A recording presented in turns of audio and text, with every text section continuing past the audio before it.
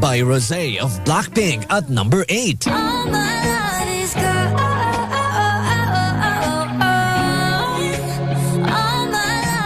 50-50's Cupid at number 7.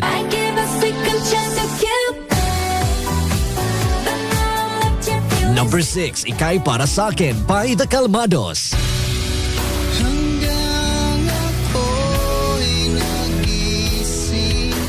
Basilio by Sunkissed Lola at number 5.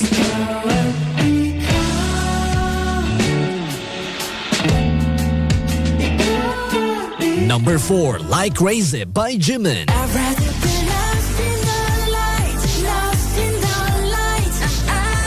At number 3, Ampon by Sheg Rakitero. Tuwing umuulan, sana'y kasama ka. Preno by Chox Valdez at number 2. Kapit lang sa'kin, hindi ka bibitawan. And the most requested song of the week, Uhaw by Dilaw at number 1. Tuhaw, sayong-sayaw, bakit ikaw?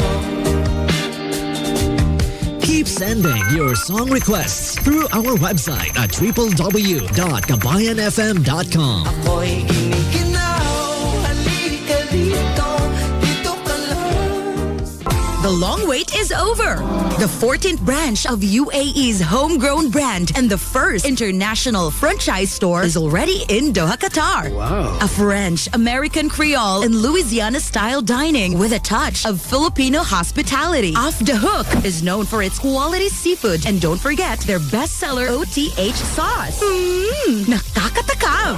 Tara na at sabay-sabay makipagkamayan sa Off the Hook, located at Rawak Building, Beering Road, Almontaza. Off the Hook, always boiling, always fresh. It's 6:33. You're listening to Kabayan Radio 94.3, the first and only Filipino radio station in Qatar. We are taking radio to a whole new level. Kabayan Radio 94.3. The After Shift. The After Shift.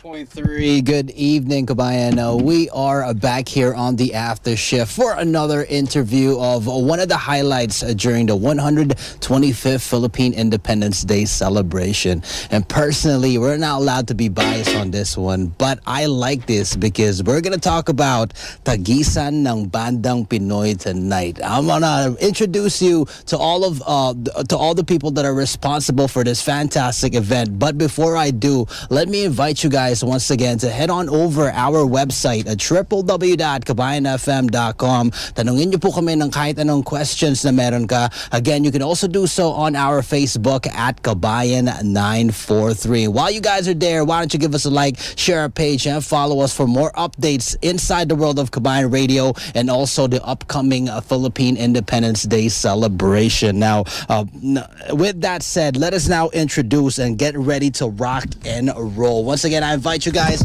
over our Facebook and also on our website. But to start things off, let us introduce. Ito, familiar na po tayo sa kanya, Kabayan, because for a couple of or during the second anniversary here on Kabayan Radio 94.3, we actually featured the band that he had. Of course, he is the leader of none other than the Calmados. But right now, he's got a new band in mind, Dub Fire Island, and siya naman po ang lead guitarist doon. He's a composer and songwriter and subcommittee chair ng Tagisan ng Bandang Pinoy. Ladies and gentlemen, let me introduce to you Mark Apple Davis. Good evening po.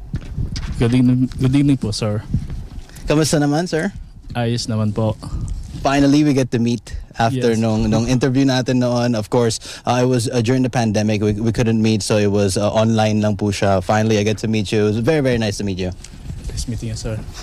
And also, let us introduce you naman, Jay Gumangan, who is producer, composer, photographer, video editor, and also the bassist of Dove Fire Island. Ito pa, he is a talent scout for Tagisan ng Bandang Pinoy. Once again, Sir Jay Gumangan, nice to meet you. Hello, hi, nice to meet you. Nice to be here in Kabayan Radio. Kamusta naman po? Yeah, good. Good. All right. Excellent. Okay. And finally po, singer, composer, songwriter, Dove Fire Island band vocalist, and talent band scout din po siya ng Tagisan ng Bandang Pinoy. Real Shig Fadri, aka Shig Raquetero. Hello. Good evening po. Magandang gabi po sa inyo lahat. And there you have it. At bago po tayo magsimula, again, we would like to thank you guys for accepting yung invitation namin to come here on Kabayan Radio 94.3 to talk about Tagisan ng Bandang Pinoy. Again, thank you very much po. Now, let us start this off with, ano ba po ang Tagisan ng Bandang Pinoy to let our kabayans know?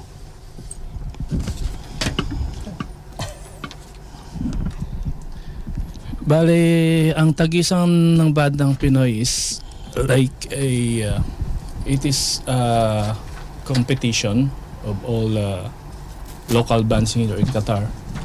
Actually, dinadala po natin yung nakasanayan sa Pilipinas, sa ating bayan, na kada piyesta meron pong mga ganitong event, Battle of the Band. So, ganun po ang concept ngayon ng PIDC na at least magkaroon po ng ganitong event dito.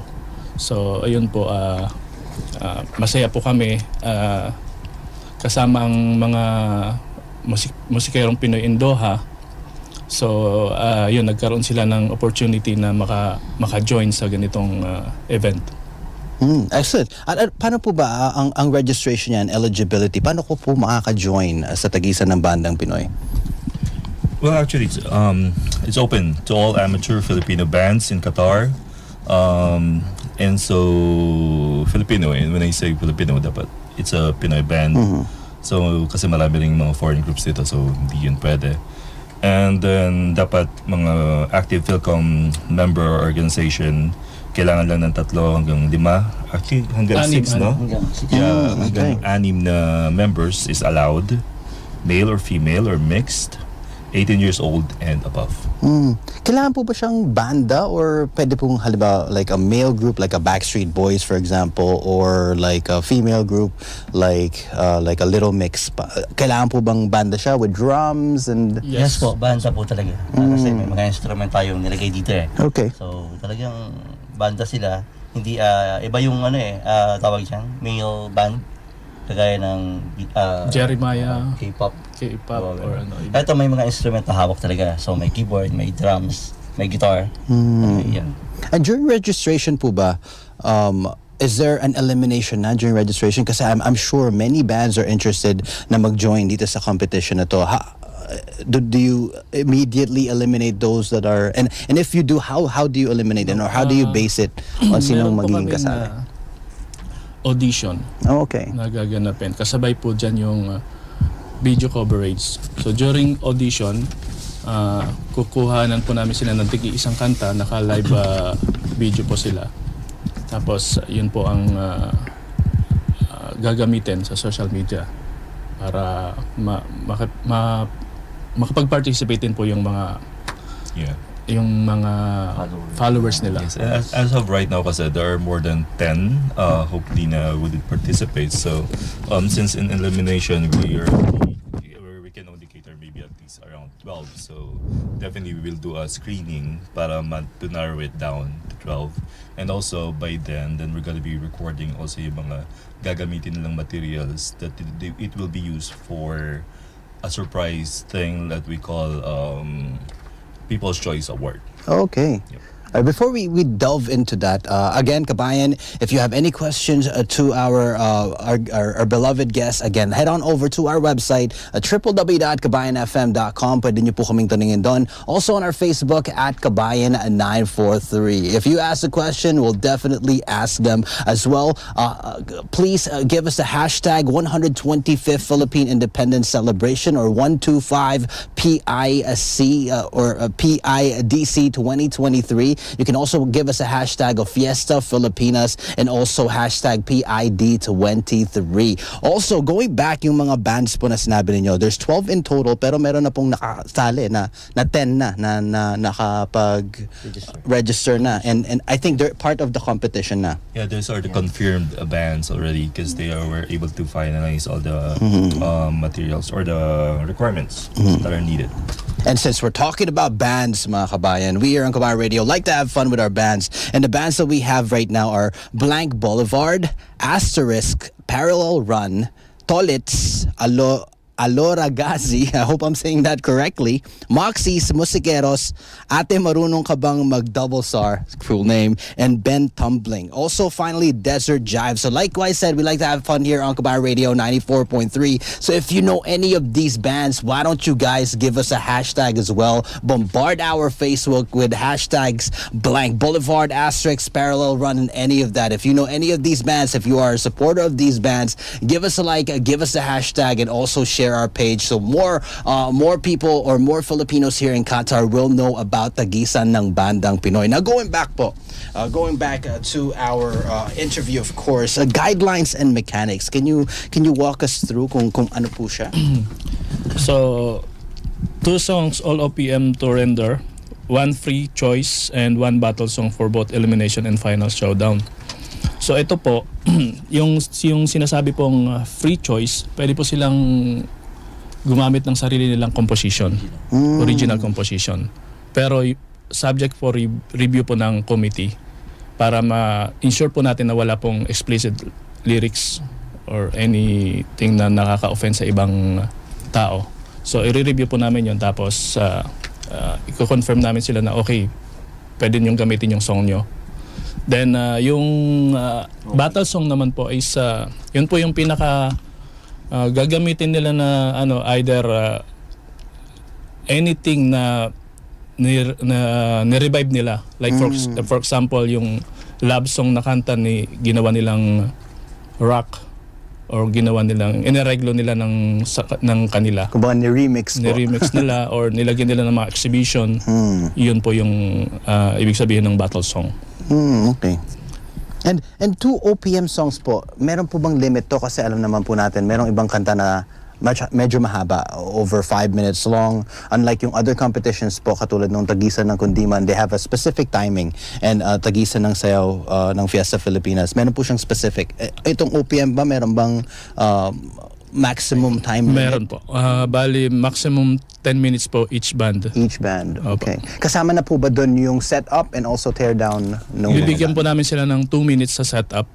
2 to 3 minutes. So, but other than yung 10 minutes of the performance, meron pa pong 2 minutes Yeah. to set up. And, okay. And, Kasi nililimit po natin yung oras. Meron lang po kaming 1 hour sa finals. So, kaya yung 5 bands na yon, I think magagamit na po natin yung 1 hour. yung mga instruments po ba nila, will you be able to provide it or they have to bring ba their own? Well, they have to bring their own personal stuff like the guitars and bass, keyboards, but the drums will be provided and the amplifiers will be provided as well. If they have special amplifiers that they want to use, they have to coordinate with us ahead of time so we can also coordinate it with the sound system that we're gonna use. Okay, so yung live sound, everything is prepared na and provided na. It will be provided. Okay, yes. excellent. How about yung mga clothing? Is there specific clothing na kailangan suotin ng mga bandang to or may bawal ba? Meron bang bawal po yung syempre nakahubad, alam niyo naman po na. I mean yung nakatanggal po yung kasi dati merong event na ganyan pinahinto.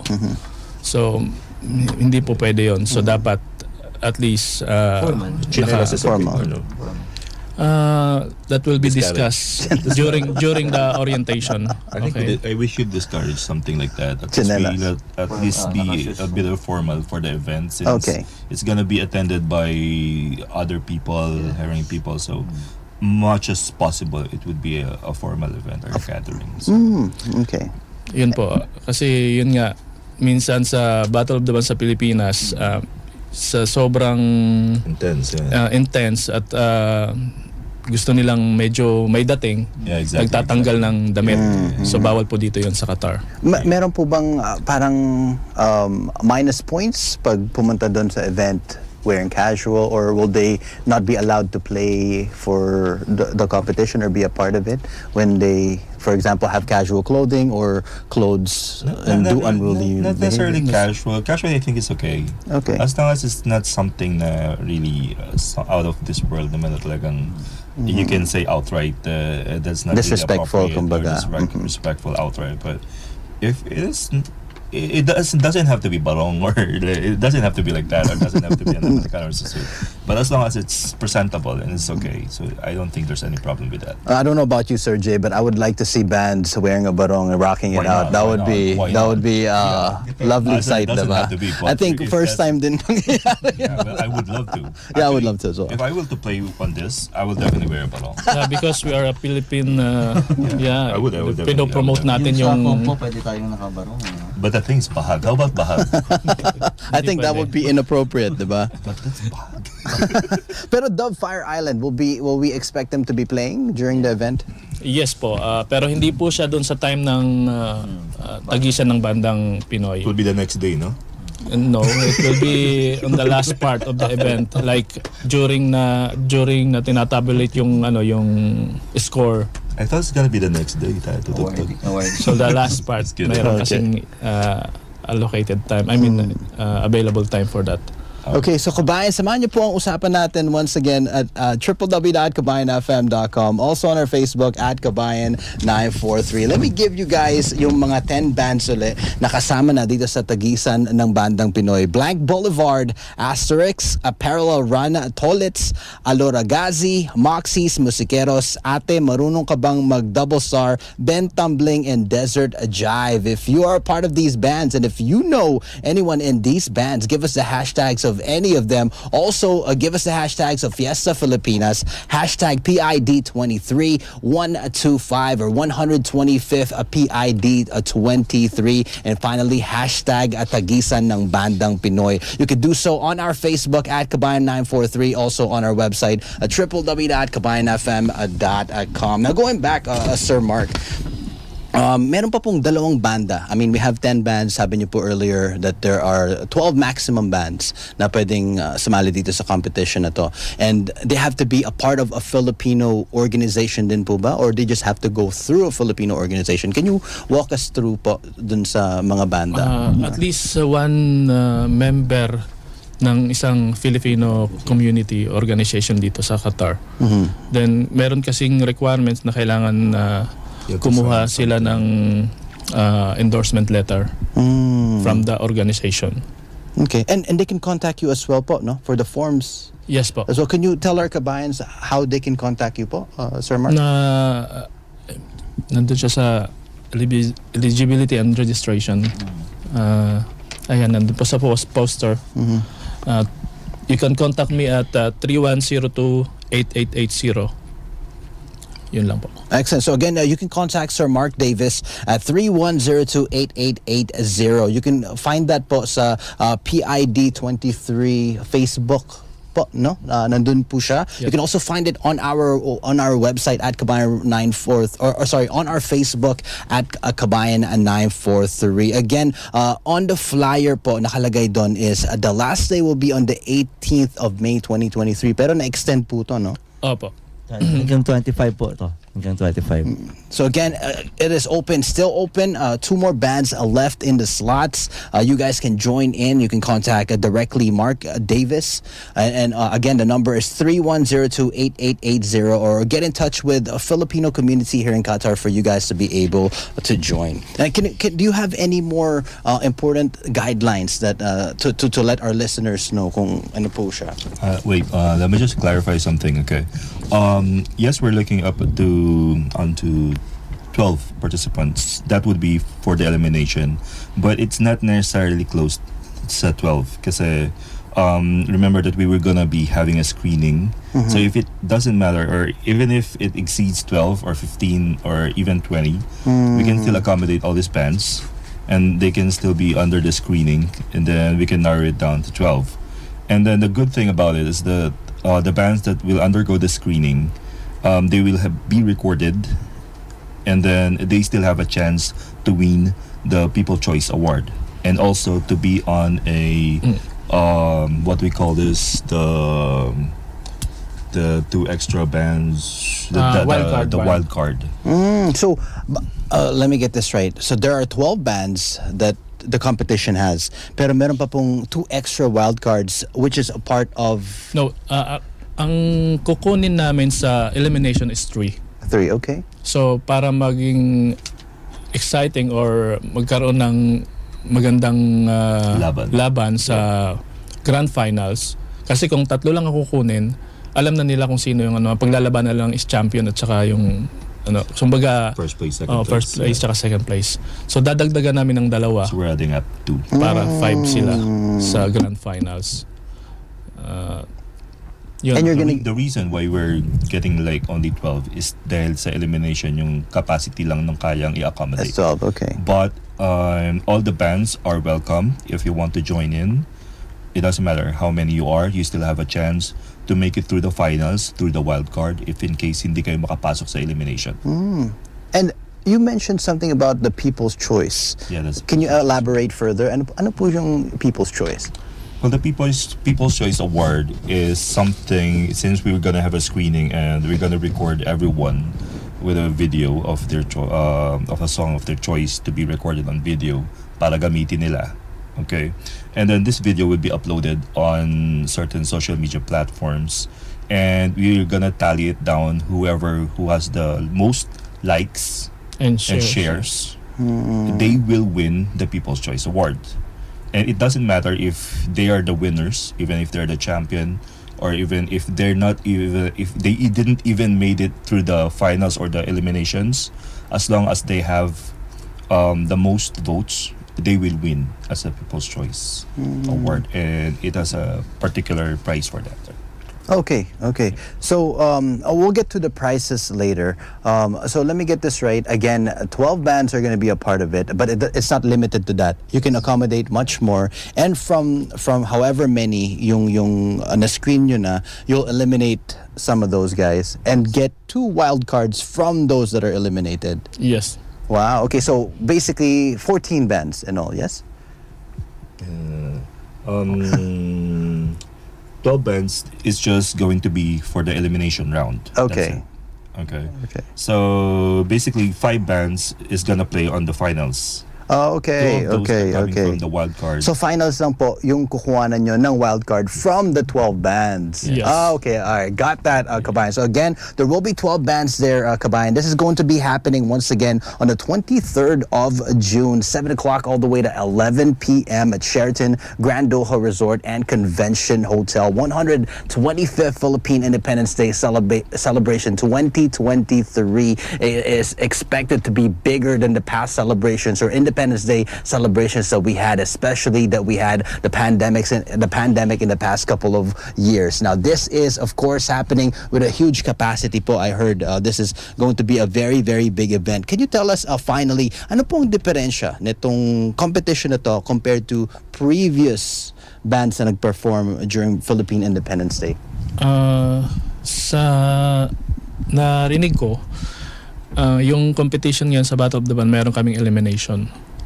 Sa previous event, wala silang elimination, diretso na sa sa final showdown.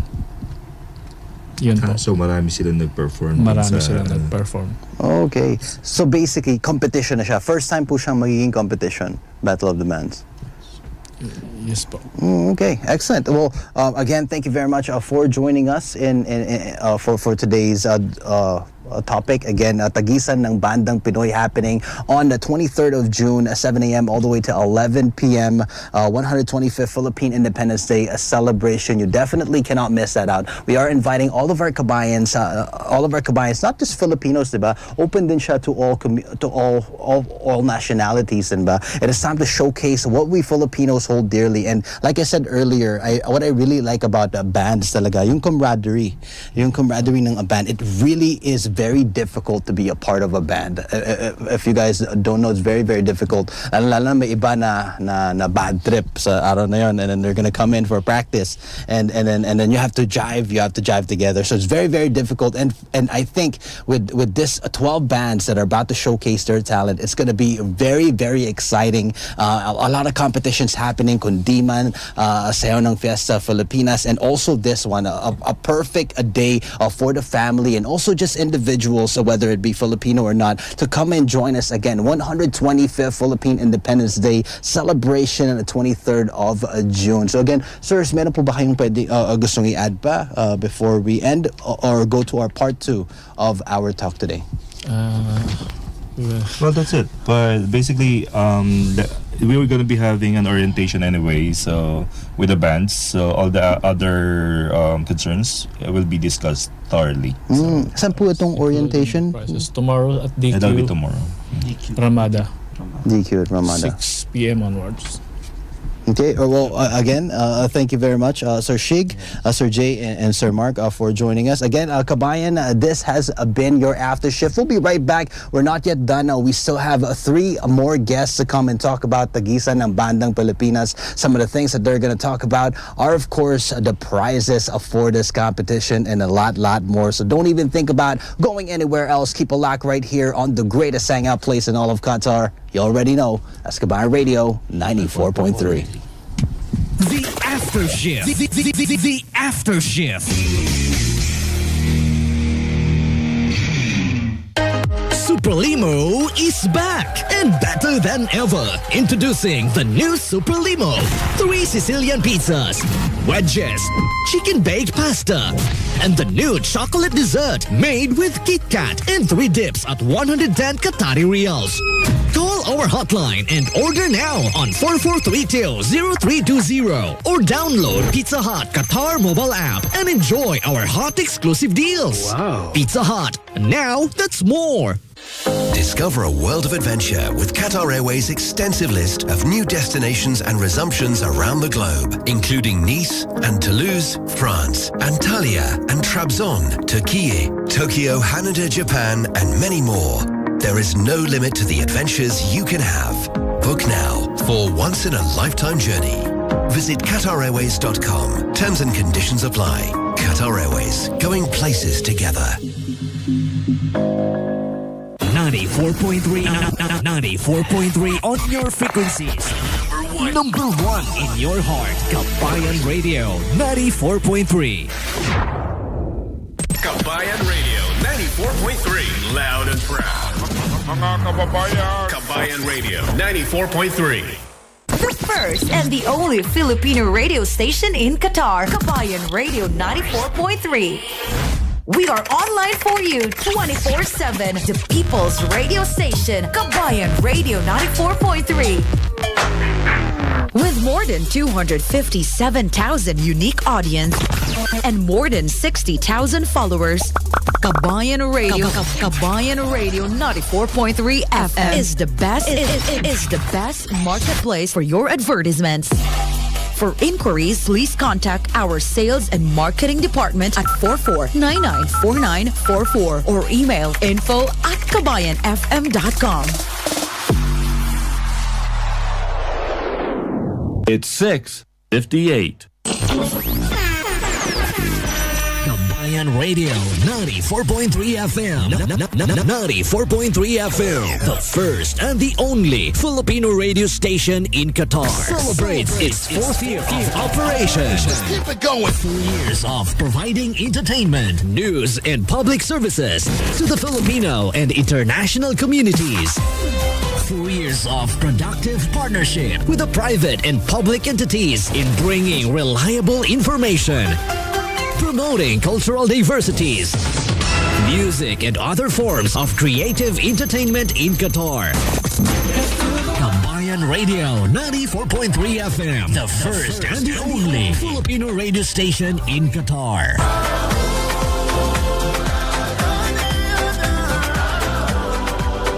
The first and the only Filipino radio station in Qatar. Kabayan Radio 94.3. Good evening. It's 7 o'clock. You're listening to the first and only Filipino radio station in Qatar. 94.3 Kabayan Radio. Kabayan Radio 94.3. Loud and proud. Mga kababayan. Kabayan Radio 94.3. The After Shift. The After Shift. Kabayan Radio 94.3. Welcome back to the After Shift. Of course, you are still with your man John, and again, please join our conversation tonight about another highlight. Again, this is part 2 of Tagisan ng Bandang Pinoy. Again, let us invite you guys, mga kabayan, to head on over our website at www.kabayanfm.com. Also on our Facebook at Kabayan943. If you got a question, if you are a band out there aspiring to be part ng competition na ito, go ahead, and this is the right time to ask your questions to all of our committee members for Tagisan ng Bandang Pinoy. And speaking of our committee members, let me introduce them to you. Of course, kilala na po natin si Sir Mark Apple Davis, again, composer, songwriter, lead guitarist of Dubfire Island, and also bassist and band leader ng The Calmados. Subcommittee chair din po siya ng Tagisang ng Bandang Pinoy. But let us introduce you our next guest, which is Sir Edwin Tolentino, who is Exicom Catholic Church of Philcom or SPCFC Subcommittee co-chair din po siya ng Tagisan ng Bandang Pinoy. Again, Sir Edwin Tolentino, it's very nice to meet you. Good evening po. Good evening, Jan. Kamusta naman po? Mabuti naman. First time here. Thank you. Nervous po ba? Okay lang. All right. Well, again, thank you very much for coming here on Kabayan Radio 94.3. And our final guest for the evening po, I'm speaking of none other than Phase President, also team advisor ng Tagisan ng Bandang Pinoy, Engineer Runel Di Maisip. Nice to have you here on the After Shift. Thank you. Thank you. Thank you for having us today. Excellent. Well, let's get back to our topic po. Can you tell us or just have a recap kung ano po ba ang Tagisan ng Bandang Pinoy? Well, the Tagisan ng Bandang Pinoy is actually has a team. No, yung team namin is Kalayaan, Kinabukasan, and Kasaysayan. That's the very reason why ipinush namin na lahat ng song na gagamitin during the band is yung original Filipino music. Okay, so yun yung naging team namin. Okay. Itong original OPM music po ba, again, limited to 2 songs lang po siya during the competition or during the elimination round? Let me answer the question. 2 songs sa elimination, pwede pong palitan dun sa grand, kung makakapasok sila sa grand finals. And it can be revived or original composition, di ba po ba? Yung original po pwede rin po, pero subject for review. Yes. Okay. And pag na-qualify na po kayo to be part of the competition, how will you know that you are one of the bands na nag-qualify? Well, actually, during the elimination, they will be advised, okay, that they have to wait for further instructions galing sa committee because magkakaroon kami ng tabulation whether the band has, nag-proceed siya to the next level, to the next round, which is the final showdown. And to add on that, 3 finalists will be chosen during the elimination, and the other 2 is during the wild card. Yung wild card kanina na explain, it's gonna be through votes sa social media. Yan. And dalawang wild card from the eliminated bands. Yes. So again, this is going to be very exciting. We're going to have 2 wild cards. At pwede pong manalo itong wild cards, no? Pwede po sila yung maging champion. No? Correct. So during the final showdown, whether or napili sila as a wild card, they can still be the grand champion during the final showdown. Nasabi po ni Sir Jay earlier na to be a wild card, it has to be voted on by yung Filipino community po natin. Is that the only way or magbabattle pa rin po? Do they have one song? During orientation. Okay. Yan, as Mark has said, magdi-discuss yan during the orientation. So meron kaming scheduled orientation for all participants, lahat ng band, will come, and they will be informed of the criteria and everything. So kasama doon yung pag-inform sa kanila kung paano sila mananalo. Okay. So once again, our Kabayans, if you are tuned in right now, give us the hashtag 125 Philippine Independence Day celebration 2023. Also hashtag Fiesta Filipinas, hashtag PID23. Also, we were having a competition earlier on. Meron na po tayong 10 banda na kasali sa Tagisan ng Bandang Pinoy. Blank Boulevard, Asterix, Parallel Run, Tolits, Aloragazi, Moxies, Musikeros, Ate Marunong Ka Bang Mag-Double Star, at Ben Tumbling and Desert Jive. If you are a part of this group, if you're a fan of this group, give us their personal hashtags. Again, you could do so on our Facebook at Kabayan943. 2 more bands ang nasa slot, no? Again, tomorrow will be the orientation happening po ulit at DQ, yes? DQ Ramadan. Anong oras po siya? 6 p.m. onwards. Okay. Well, before we get to the final showdown, which we're all looking forward to, and especially the prizes, talk us more about the elimination. Paano po siya? How is the judging criteria? How do you get eliminated, and how do you move on to the next stage? Okay, so the criteria for the judging, especially for the elimination, the instrumentation will be 20%. The voice quality, of course, will be 20%. The harmony and timing is 20%. And then the stage presence, which is 40%. So total of 100%. Wow, mataas po yung stage presence. So they have to be... Importante yun. Wow. Okay. And the elimination, it says here po, only 3 bands will be selected by a panel of judges. Do we know na kung sino po yung magiging panel of judges? Kayo po ba yan? Or is it from other Filipino community members? It hasn't been decided kung sino yung magiging judge during the elimination, but I think one of the committee members or the organizers will be part of the judging, and then the rest will still be decided. Maybe tomorrow we will have a better idea kung sino yung mga judges namin. Okay. Well, that sounds good. And masasabi po yan sa orientation, I believe. So going to our next part of the talk, yung final showdown. Paano po siya? Can you walk us through yung final showdown of Tagisan ng Bandang Pinoy? So medyo magkakaroon tayo ng konting changes sa criteria. Apart from the 4 given criteria earlier, kasama pa rin yung instrumentation, which is 20%, voice quality is 20%, harmony and timing 20%, yung stage presence medyo naging 25% kasi dinagdag natin yung relevance to the team, which is 10%, and the audience impact. Kung halimbawa maraming nanonood at mas marami silang fans na dinala, so meron silang additional na 5%, so a total of 100. Ito pong relevance to the theme, relevance dun sa event that's happening. Yes. Mataas din po siya, 10%. Okay, so sa final showdown, you guys talked about earlier on yung 10-minute performance. Pag lumampas po sila sa 10 minuto, do they get points cut off or May deduction po sila. Oh, okay. 0.2%. So 2 points per second. Per second or per minute. Per minute. Per minute na. Yeah. Wow, okay. Kala ko po per second. 10 seconds lang po pala, and then they're out. But okay, well, thank you very much for sharing that. And a maximum of 2 combined songs lang po siya, di ba? Yes po. Okay. At pwede pong kantahin nila yung sa elimination na ginamit na nila or palitan nila.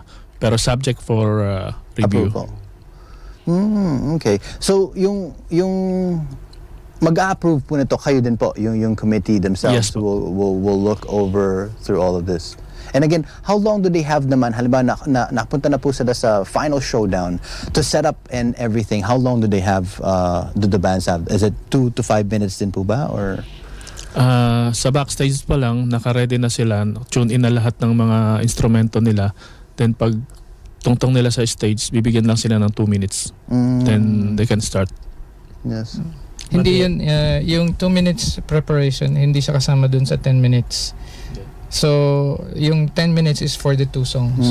Doon lang sila magkakaroon ng deduction kapag lumagpas sila sa 10 minutes. Okay. Yung preparation na 2 minutes is given for them to prepare to set up yung kanilang mga instruments. Kasi naranasan na po namin yan dito sa Kabayan Radio 94.3 during our third anniversary, yung mga dumating pong banda, talagang mahirap po talaga mag-set up, especially kung maraming band. So, if they exceed po yung 5 minutes of preparation, do they get points deducted din po ba doon? Or is this something na i-review pa po ng mga committee?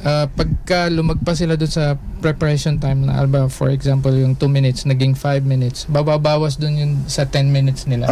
Okay. Okay. Ganun ang magiging setup niya. Tama.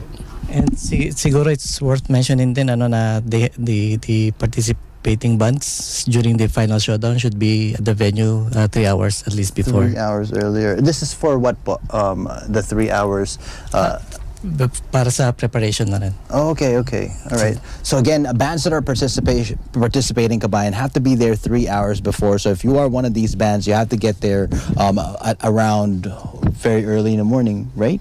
Around 4 bago po ng event or 3 hours before nung Actually, competition? yung schedule ng final showdown is 3 p.m., right? 3 p.m. Okay, to 4 p.m. So maybe during lunchtime nandun na sila. Or pwede rin ng mas maaga para mapanood nila yung buong mapanood nila yung ibang activities. Yeah, so again, this promises to be the biggest Philippine Independence Day celebration, Kabayan. You have to be a part of it. This is the 125th Philippine Independence Day celebration happening once again on the 23rd of June. Malapit na po yan, 7 a.m. all the way to 11 a.m. at a Sheraton Grand Doha Resort and Convention Hotel. Again, Kabayan, do give us a hashtag Fiesta Filipinas, hashtag PID23, hashtag 125 Philippine Independence Day celebration, or hashtag 125 PIDC 2023, or you can also give us a hashtag Tagisan ng Bandang Pinoy. Again, let's go to the prizes naman. I'm sure our kabayans or our listeners are wondering, ano po ba yung mga prizes for this competition? Okay, we have major prizes, okay, and we have decided that there will be a cash prize. So hindi pa namin siya ma-disclose because of the sponsorship requirements. So right now meron kaming prizes for the grand for the grand prize, I mean the grand champion of the battle of the Tagisan ng Bandang Pilipino. And then there will be first place and second place. And then magkakaroon din kami ng individual awards, like for example yung best vocalist, guitarist, bassist, drummer, at saka yung keyboardist kung meron. And then yung special awards din namin yung People's Choice. Okay, yung top doon sa voting. May consolation prize po ba? Para dun sa dalawa. May consolation prize din para doon sa runners-up. Okay, para lang sa wild card yung consolation prize. No, the wild card is during the elimination. So yung dalawa na yun mapipili is ang kanila lang magiging participation is to join in dun sa final showdown. So kapag nanalo sila or napili isa sa kanila sa mga banda nila, dun lang sila magkakaroon ng special awards or prizes. So both cash and trophy po ito? I think the trophy, I don't know the trophy yet, but yung cash prize is confirmed. Okay, wow. So again, to our kabayans out there are 2 slots still available in this competition, Tagisan ng Bandang Pinoy. If you are a band out there, amateur band aspiring to join this competition, all you have to do is contact Mark Davis at 3102-8880. You can also get into our Filipino community organizations to get your application forms from them to be able to join this competition. At again, extended po siya until May 25. Yes, May 25, 2023. We still have a couple of days left. All aspiring bands out there, go ahead and join them. So again, thank you very much for joining this competition again. Can you tell our Kabayan listeners again some of the things that perhaps we missed out on our talk today? Ano po bang kailangan nilang malaman? What are the special dates and things like such? Yung dates po natin, after po ng orientation tomorrow, tuloy-tuloy na po yung from 24 yung yung audition plus yung video coverage. I mean live video music nila. Actually, to add on that audition, it's not audition na i-rate sila o madi-disqualify sila. It's like i-record yung mga songs nila. Okay, we will start to film and record the songs that they prepare, and then yun yung magiging entry nila for wildcard. Okay, so yun lahat ng songs, whether for example during the elimination may napili ng 3, yung the rest of the bands, they will still have the chance, okay, kasi yung kanilang film at yung video, music video nila is they're gonna be played sa mga Facebook page katulad ng Kabayan Radio at saka ng PID23. So mapapanood po natin itong mga videos nila? Yes, mapapanood natin yan. Available siya and they can share it. Okay, so yung tabulations niya will be through yung sa dami ng likes and shares ng mga kabayan natin. Can you tell our kabayans again, saan po siya mahanap? Anong website po ulit siya?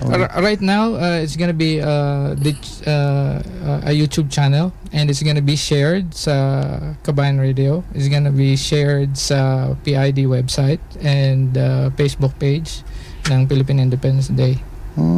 Very, very exciting. Okay, sa Tagisan ng Bandang Pinoy, again, the bands that are going to be included in this competition are already 10 of them are there. We got Blank Boulevard, Asterisk, Parallel Rantolets, Aloragazi, Moxies, Musikeros, Ate Marunong Ka Bang Mag-Double Star, Ben Tumbling, and Desert Jive. They're looking for 2 more, but it doesn't necessarily have to be 2 na lang, no? Dito sa elimination, open pa siya for all the bands, diba? Pero 2 more slots remaining in the competition. Yes, po. Yes. Yes. So again, come and join them and get in touch with Sir Mark Davis and also any Filipino community group here in Qatar for the application forms. Once again, we will be back on our part 3 of this interview. Right now, we're going to take a very short break, so don't even think about going anywhere else. Keep a lock right here on your Kabayan Radio 94.3. Once again, this is your after shift with your man John. Hope you guys are having a great evening. The After Shift. The After Shift. The current time is 7:17. Time check is brought to you by Daiso Japan. Most products from 7 Qatari Riyals. Now open at City Center, Doha, first floor. Experience the ultimate in beauty and relaxation with Beauty and You Salon. Whether it's a new hair color, fresh coat of nail polish, relaxing massage, or rejuvenating facial, our team of experts is dedicated to making you look and feel your best. All at competitive prices. Call or WhatsApp now 7737-2302 or 3134-4225. Beauty and You Salon, where beauty and relaxation meet. 94.3 on your frequencies. Number one in your heart. Kabayan Radio 94.3. The first and the only Filipino radio station in Qatar. Kabayan Radio 94.3. Kabayan Radio 94.3. Loud and proud. Mga kababayan. Kabayan Radio 94.3. We are online for you 24/7. The People's Radio Station. Kabayan Radio 94.3. The best music that you want to hear. Morning, noon, and night. Kabayan Radio 94.3 FM. 94.3 FM. The first and the only Filipino radio station in Qatar. Celebrates its 4th year of operation. Just keep it going. 4 years of providing entertainment, news, and public services to the Filipino and international communities. 4 years of productive partnership with the private and public entities in bringing reliable information, promoting cultural diversities, music, and other forms of creative entertainment in Qatar. Kabayan Radio 94.3 FM, the first and the only Filipino radio station in Qatar.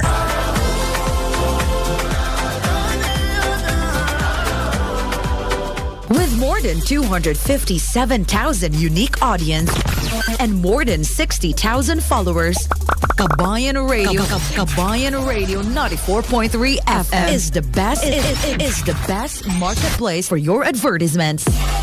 For inquiries, please contact our sales and marketing department at 44994944 or email info@kabayanfm.com. Keep listening. Keep listening. Stay where you are. Live, online, on air, and on ground. Kabayan Radio 94.3. With more than 257,000 unique audience and more than 60,000 followers, Kabayan Radio, Kabayan Radio 94.3 FM is the best. It is the best marketplace for your advertisements. For inquiries, please contact our sales and marketing department at 44994944 or email info@kabayanfm.com.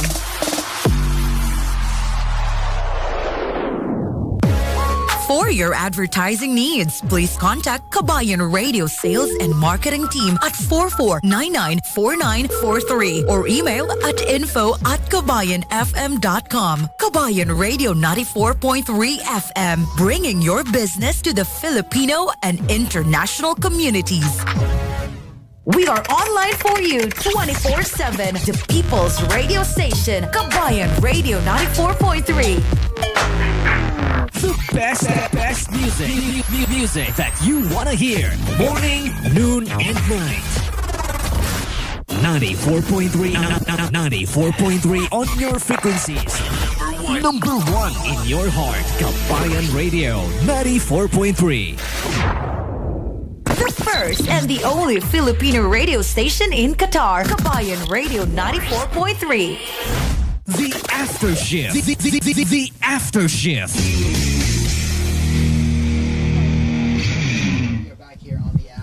You are still with your man John. Here with us, of course, is committee members of Tagisan ng Bandang Pinoy. Let me introduce them once again. Mark Apple Davis, Sir Edwin Tolentino. We got Shig Raquetero as well. And of course, Engineer Ronel de Maisip. And finally, Sir Jay Gumangan. Again, these are the committee members of Tagisan ng Bandang Pinoy. Happening, of course, on the 125th Philippine Independence Day celebration. This is going to be on the 23rd of June at Sheraton Hotel down by West Bay. Again, it promises to be the biggest celebration or Philippine Independence Day celebration as of yet. Hindi nyo po, do not miss this out, Kabayan. Again, you can give us the hashtag PID23, hashtag Fiesta Filipinas, hashtag 125P Philippine Independence Day celebration. Also, hashtag Tagisan ng Bandang Pinoy. But let's hear it again to the committee members. Do you have anything else to share to our kabayans po tuning in right now? Yun po, ini-invite ko po ang lahat ng kababayan natin na umattend po dito sa event na to. Exciting po to at siguradong mapapasaya namin kayo. And kung sa mga banda po dyan na gusto pang sumali, hanggang 25 po tayo, pwede pa po kayong humabol. Open pa po tayo. Yeah. Can you tell us po where we can find you guys? Ano po yung mga websites kung saan namin mahanap yung Tagisan ng Bandang Pinoy? You can check our PIDC website, Philippine Independence Day Community. At 125th. Ito po yung logo niya. Meron po siyang 125 Philippine Independence Day Celebration 2023, Fiesta Pilipinas. Then yun, makikita niyo po yung logo na PID23. Yun po. Then sa Kabayan Radio po. Yung People's Choice po ba, Sir Jay? Saan po namin siya mahanap? Okay, well, the People's Choice Award videos na ilalike nila will be going through my YouTube channel. Okay, that's AMP TV Official. And we will just discuss it with the bands, and we will give them also the links. But it will also be shared through other websites, like the PIDC websites as well. but the main link will be coming from my YouTube channel, and that is AMP TV Official. So ito rin po ang magiging a place where we can vote on the wild card, diba sir? Yes. Ito sa website po niyo, AMP TV po siya?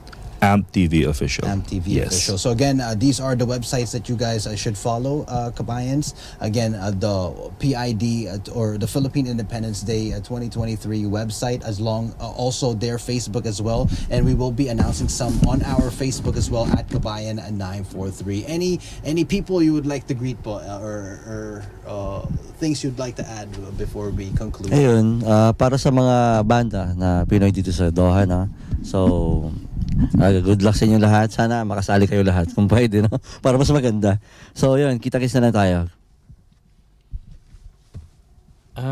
Yun po, first of all, binabati ko yung pamilya ko sa Pilipinas, yung asawa ko at yung mga anak ko. Yan.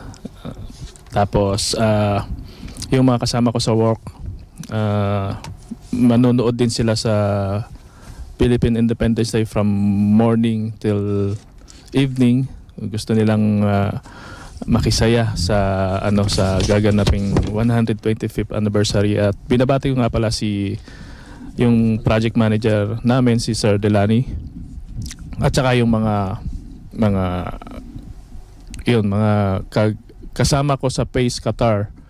At ayun, eto na guys, ito na yung inaabangan natin. Sana lahat kayo ay umattend. Tapos yung kanta namin, sana suportahan nyo yung Sigaw. Ayun po yung Philippine Independence Day inspired song na kumbaga i-share namin or i-donate namin sa PIDC. So abangan nyo yun. At maganda po ang meaning ng song na yun para sa pagkakaisa nating mga Pilipino dito sa Doha at sa buong mundo. Okay, i-plug ko na rin, no, yung Philippine Association of Safety Engineers Qatar or FACE Qatar. They are part of this program. Okay, so they are, kaya si Mark yung napili kasi he is part of the officers of the FACE. So yung mga kababayan natin dyan, mga safety, mga environmentalist, mga health practitioners, kung gusto nyo pong sumali or mag-join sa aming organization, you can contact Miss Joanne Amoyin at 3136-2509, Philmar Potente at 5593-4691, Miss Daisy Vero at 7781-5739. Yun po. Meron po kaming Facebook page at Philippine Association of Safety Engineers Qatar. Doon niyo po mahanap yung aming associations, yung aming organizations. Yun lang po at maraming salamat. Okay, so muli po iniimbitahan namin kayo sa darating na Philippine Independence Day celebration sa June 23. Free entrance po to para sa lahat. So sana po magkita-kita tayo sa Sheraton June 23. Friday po yon, from morning until evening. At sana po suportahan natin yung Tagisan ng Bandang Pinoy ngayon 2023. Gusto ko rin pong batiin yung wife ko, andyan sa labas, saka yung friend niya na si Jack. Ganun din yung Banyuhay group. Thank you. All right, and for me, and first of all, I would like to thank Kabayan Radio for having us today, and would like to greet my wife who's listening right now, and to my kids, and also my friends. You know who we are, mga tropa ko dyan. And I would also like to take the opportunity to plug also my YouTube channel, that's AMP TV Official. And well, basically the channel's about me getting talents from Qatar who can't afford to produce their song. I can help you with that. Just give me a call.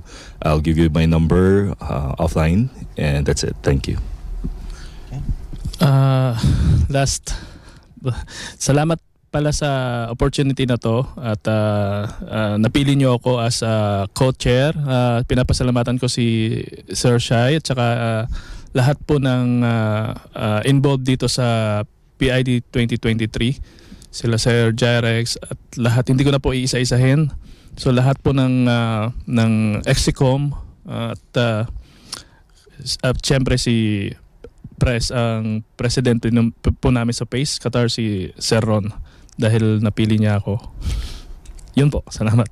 Again, maraming salamat po ulit for coming into the show of the After Shift and for informing our kabayans about Tagisan ng Bandang Pinoy. And to all of our kabayans as well, we invite you guys again, 125th Philippine Independence Day celebration. Malapit na po to, 23 June 2023. Happening once again at Sheraton Hotel down at West Bay. There's going to be a lot of exciting things happening. We got a lot of competition. Tagisan ng Bandang Pinoy is going to be one of them, and a lot of people are really looking forward to this kasi sabi nga nila right now dito sa Qatar is like the golden age of Filipino bands sprouting, and it is only happening here in Qatar. You've heard a lot of us or a lot of them here on Kabayan Radio na po din, for example lang of the Calmados, you got Chox Valdez and a lot more, at nakakasama na rin po siya sa aming top 10 countdown here on Kabayan Radio 94.3. Again, this is going to be a very exciting event, and we invite all of our kabayans. Please invite your foreign friends as well and let them see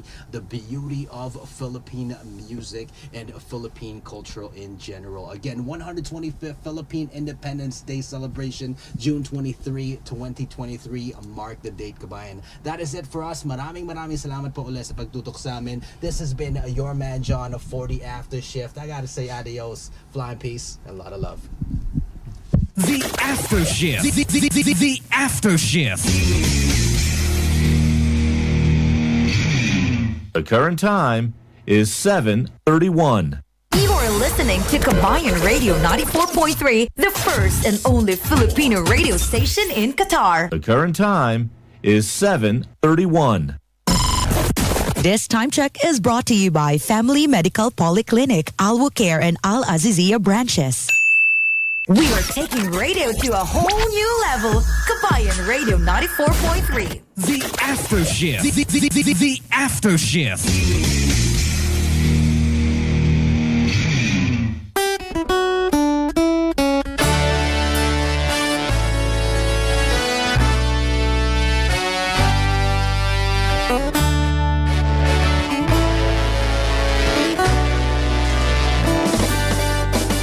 Sabay nating iwagayway ang watawat ng Pilipinas. Isigaw natin sa buong mundo, tayo'y laing Pilipino.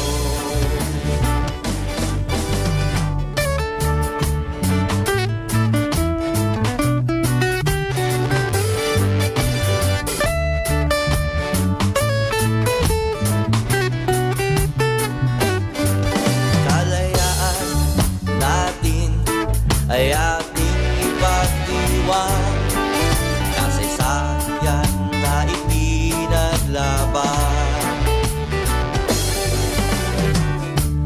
ng mga bayaning nagbuwis ng buhay at di nagpalubig sa mga dayuhan. Sabay natin